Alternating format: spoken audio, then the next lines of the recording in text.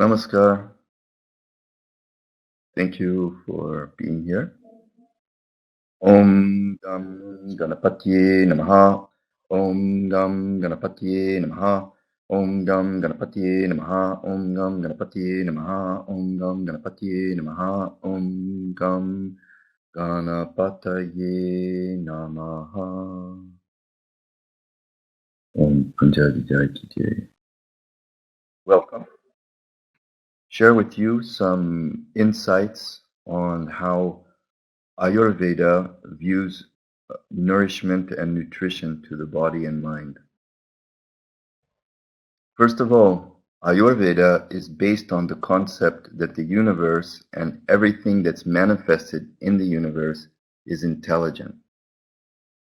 This is a quote from Bhava Prakasham, which is a classical text of Ayurveda.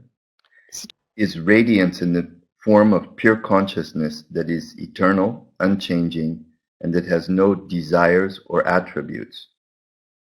With primordial matter, it acquires qualities and creates the manifest world. In Charaka Samhita, Sutrasthana, Chapter 1, Sutra 56. Пункт 56. Atman is eternal and is the observer of everything that passes. The Charaka Samhita is considered to be the most authoritative text on Ayurveda in India.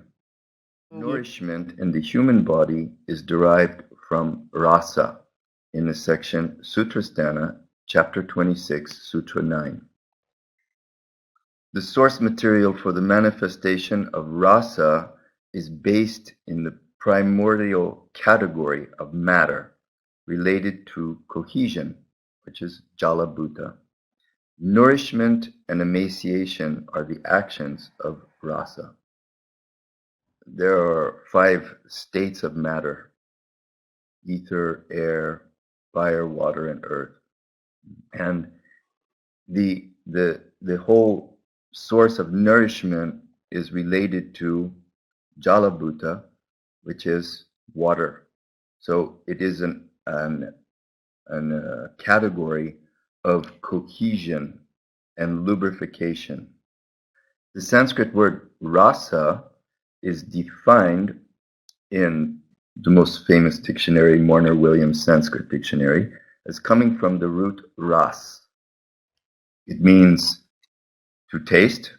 When we relish something in English, it means we really, really enjoy it. It's very nice.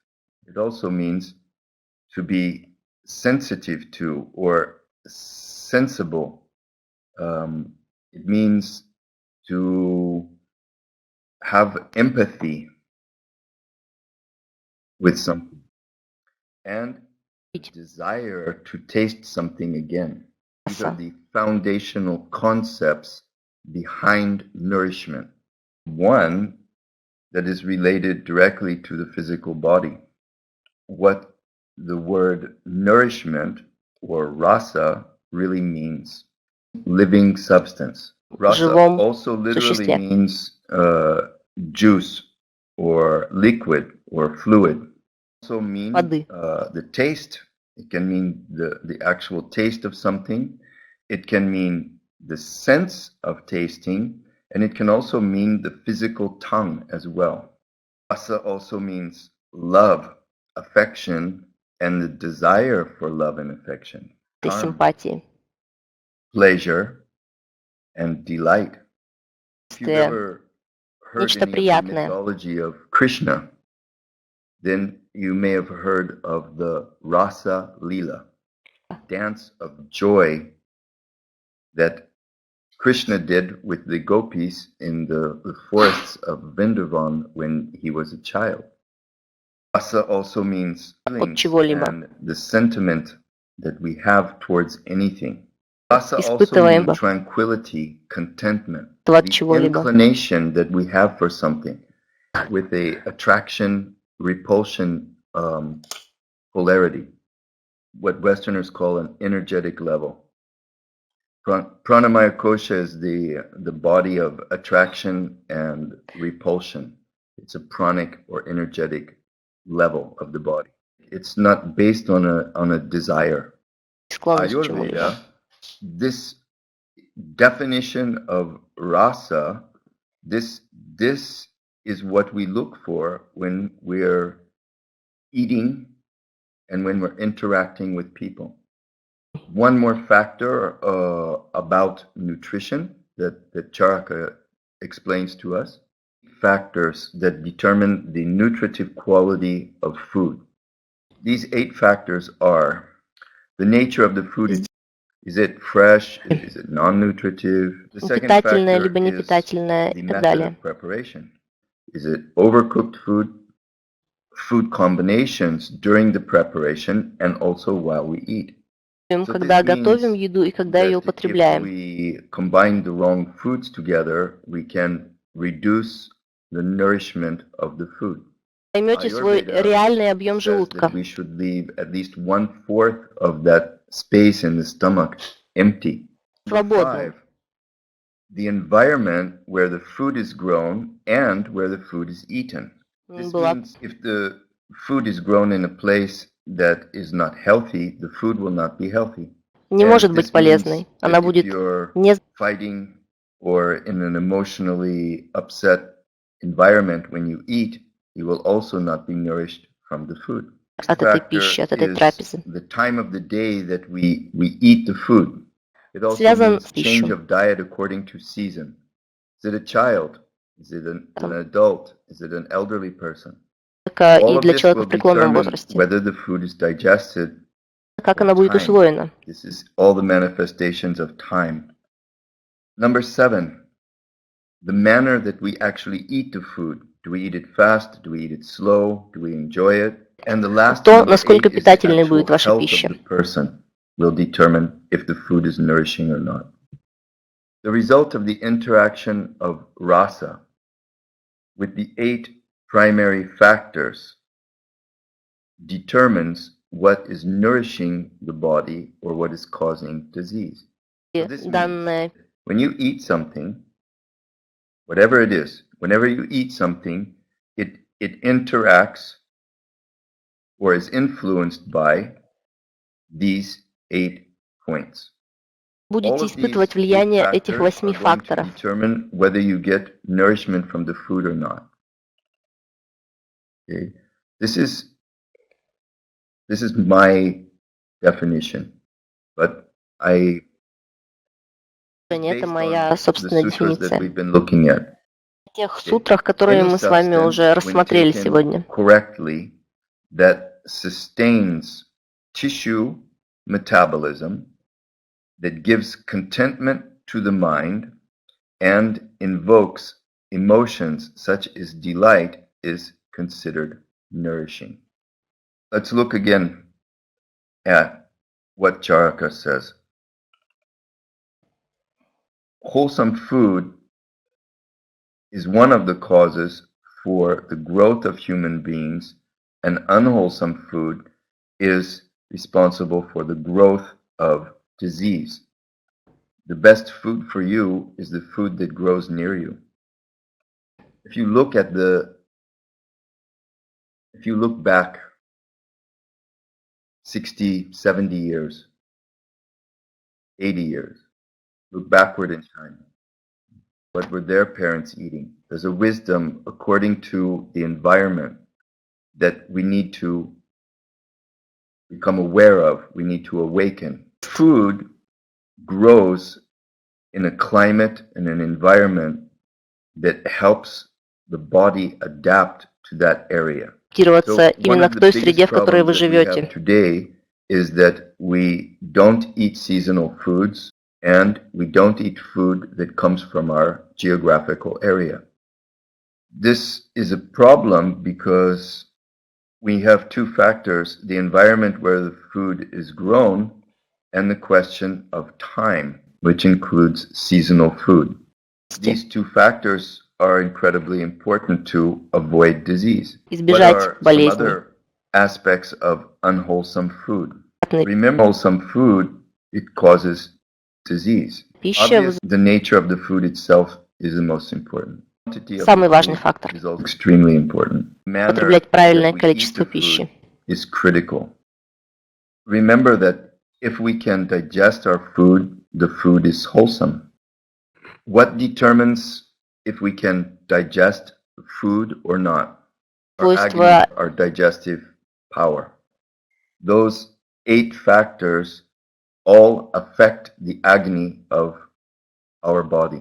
So how do we know what is wholesome food for our climate, for our area? By going back 3 or 4 generations. So let's look a little bit more at what is unwholesome food. There are many kinds of unwholesome food. Let's look at one common type of unwholesome food or bad food. For example, at fast food. Oh, these are facts taken from 2004, so they're quite old. Они относятся к статистике 2004 года. Bad eating habits, but the rest of the world tends to follow through marketing and international corporations that own the food industry. These figures that were valid in the United States for 2004 are now valid for most of the Western world in 2016. Всех остальных западных стран в 2016 году. 1 out of 4 people is eating in a fast food restaurant. Фастфуд питается в заведениях быстрого питания. 1972, $3 billion a year were spent on fast food, and in 2004, $110 billion. Достигло 110 миллиардов. Are clinically obese today. День имеют медицинский диагноз ожирения. But not obese. Медицинский диагноз, но тем не менее избыточный вес присутствует. Has a normal weight. Население имеет нормальный вес. Then that means you eat French fries. Самый употребляемый овощ в Америке. More than once a month, maximum. Раз в месяц. 1 in 3 children born in the year 2000 will develop diabetes in their lifetime in the United States.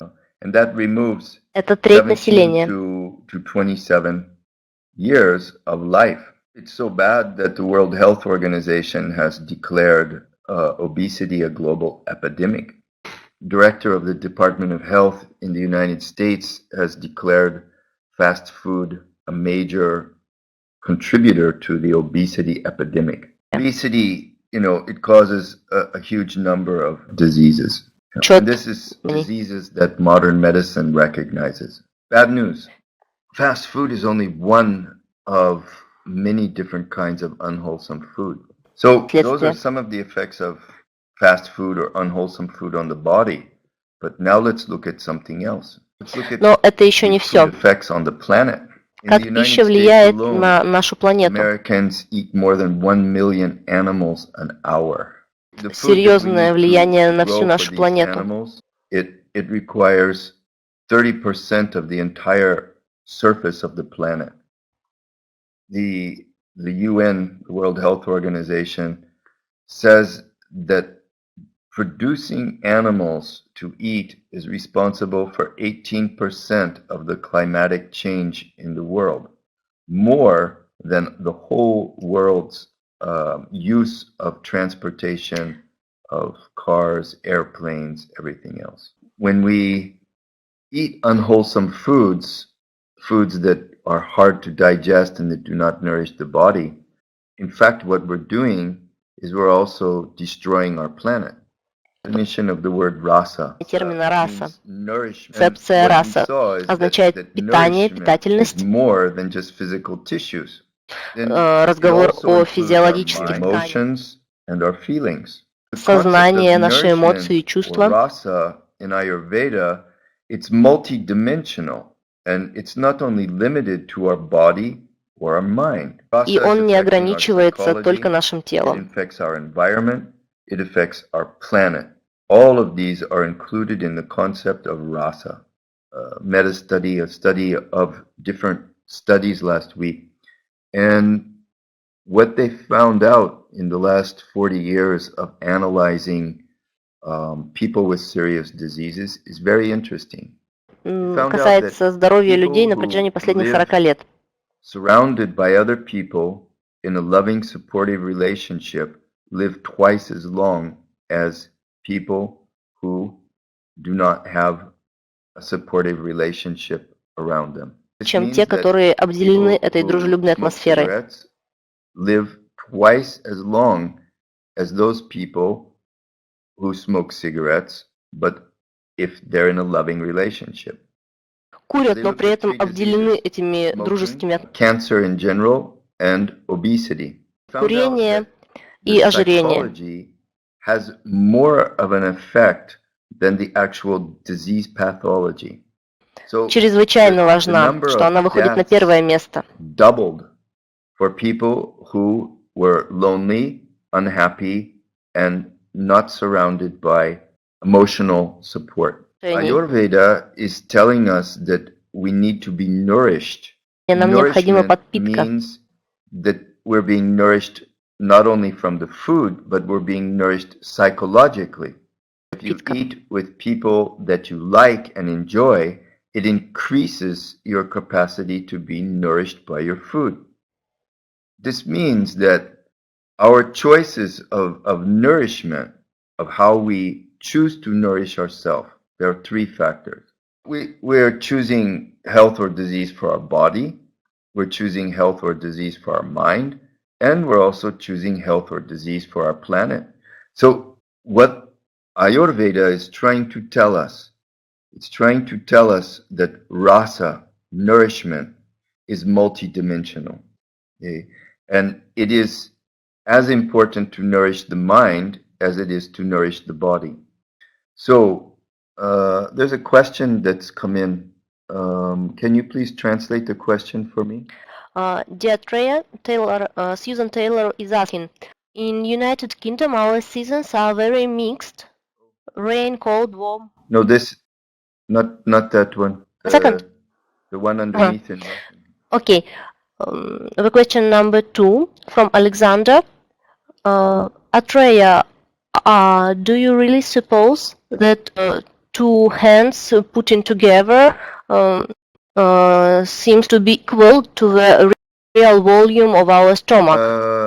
Biologically, yes. The stomach is a muscle actually that contracts and expands. Practice, we can train it to become larger, and we're very good at that kind of practice. Remember also that that's the food after it's been chewed. It's, the stomach receives liquefied food from our teeth. Alexander is asking, so you mean like it is a volume of non-stretched stomach, initial volume of stomach? Correct. The next question is from Vadim, and he is asking, what is the distance that we can suppose to be our local place where we are living? I suppose it's connected to the food that we can use. Yeah, that's a good question. It very much depends on the climate. It could be 100 kilometers or it could be 500 kilometers, depending on how big of an area has similar climatic changes. So it can be very large if the climate is more or less the same. Okay, thank you. The next question is from our director, Sarok. He's asking, dear Dr. Atreya, when can we see you in Russia with your lectures?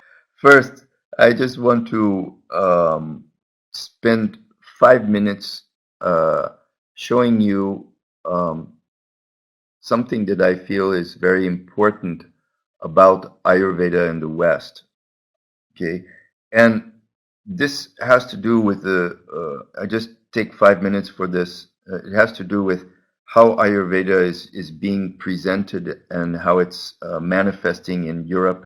Okay, I'm going to just tell you rapidly that the main problem with Ayurveda in the West is coming from India. And this is mainly because India has never really supported Ayurveda.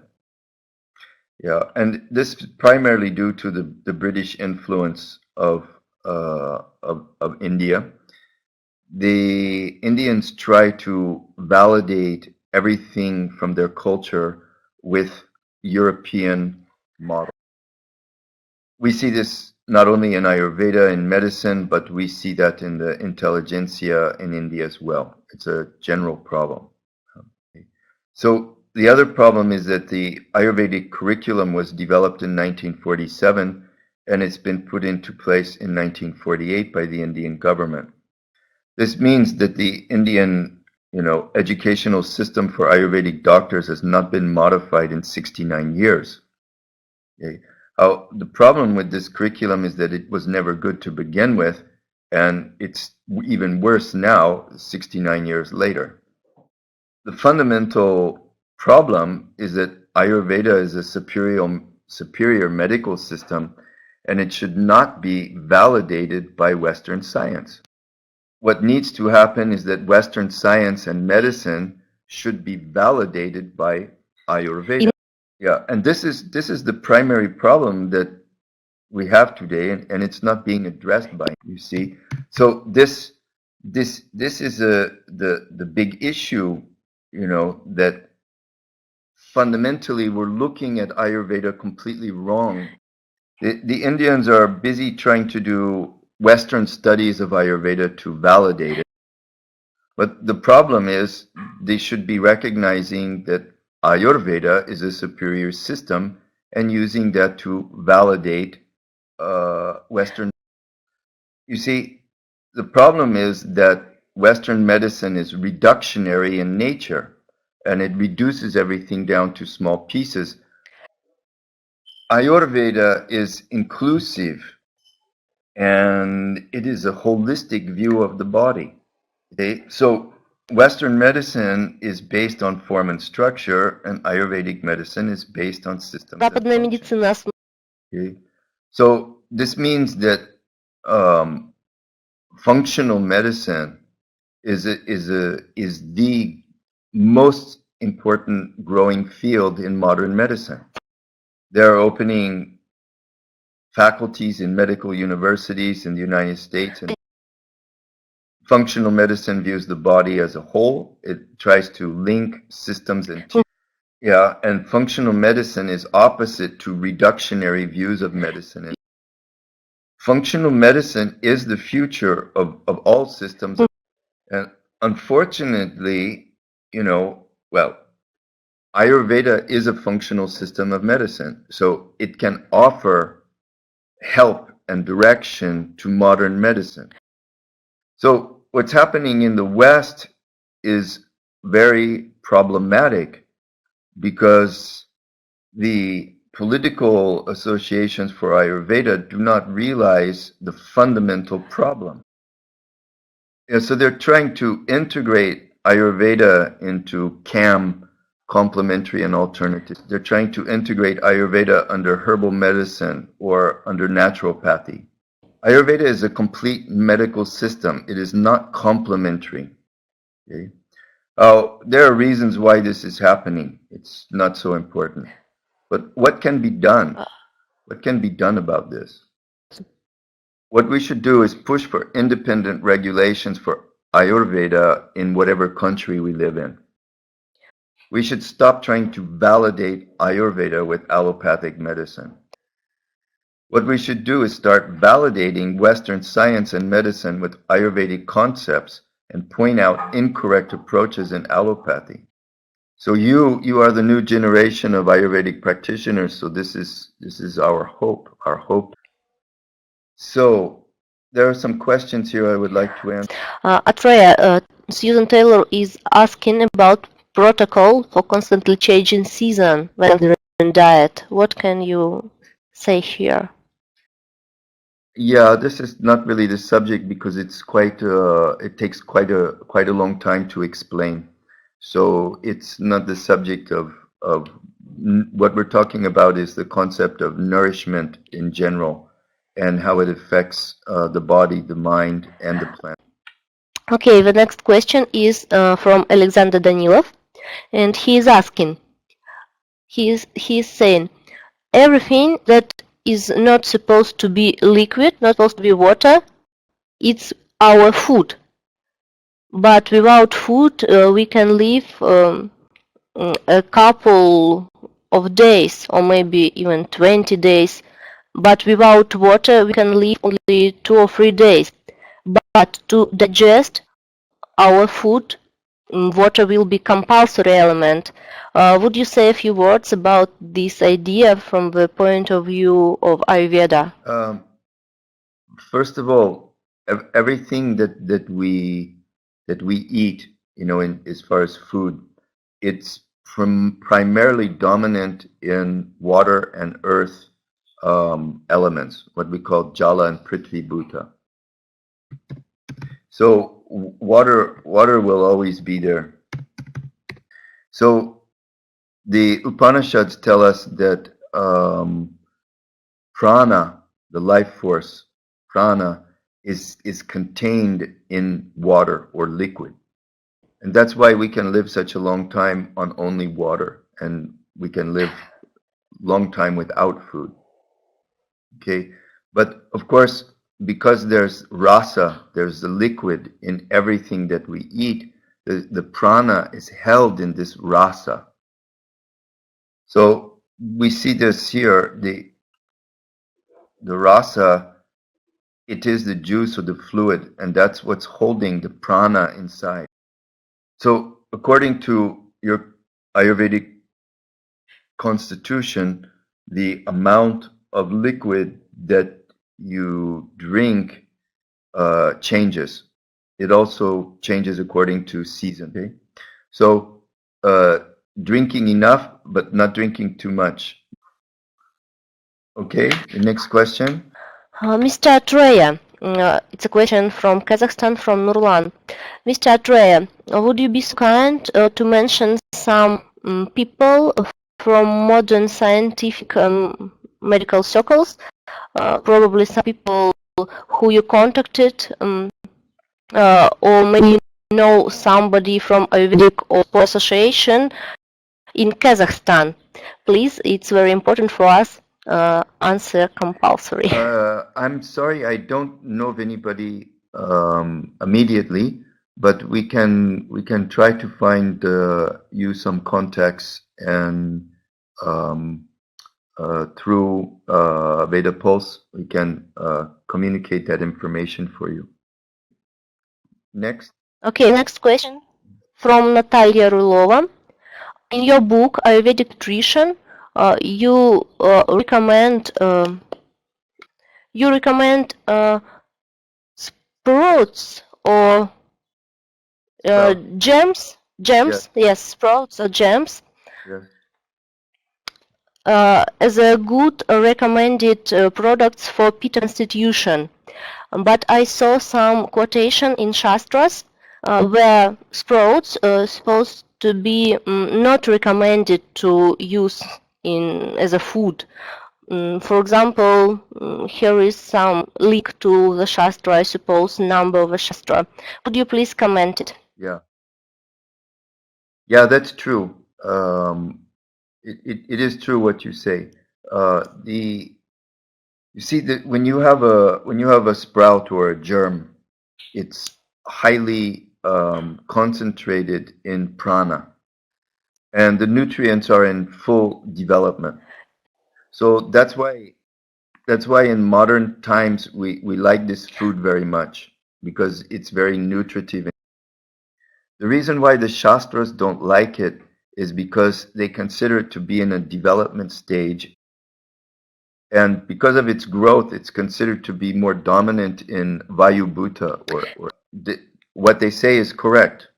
It's just that I think that food is very valuable in our time frame, in our culture. So it's important to remember that we need to make our own conclusions, and I'm going to just leave you now with probably the most important advice I ever received from one of my teachers. I came to live in Europe after living 8 years in India. And when I lived in India, I learned an Indian way of Ayurveda. And when I arrived in Paris and I started practicing Ayurveda, many things didn't work so well.